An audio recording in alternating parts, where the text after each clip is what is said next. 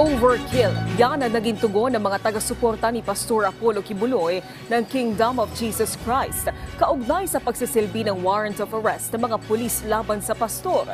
Ayon sa political analyst na si Professor Antonio Contreras, kinakailangan na maging maingat ang mga pulis sa paghahain ng warrant of arrest dahil sila ang nagsisilbing ahente ng Estado. Dapat din aniya na magkaroon sila ng maximum tolerance at maayos na regulasyon.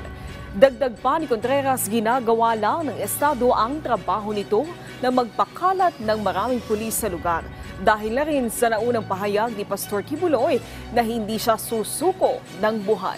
Sa ngayon ay itinuturing na pugante si Kibuloy dahil sa hindi niya pagsuko sa batas, gayong may warrant of arrest na siya. Sa huli nananawagan ang propesor kay Pastor Apollo Kibuloy na sumuko na at harapin ang kanyang kaso. So, panawagan na lang po natin sa mga kakampi ni Pastor Kibuloy, i-encourage nyo na lang po yung inyong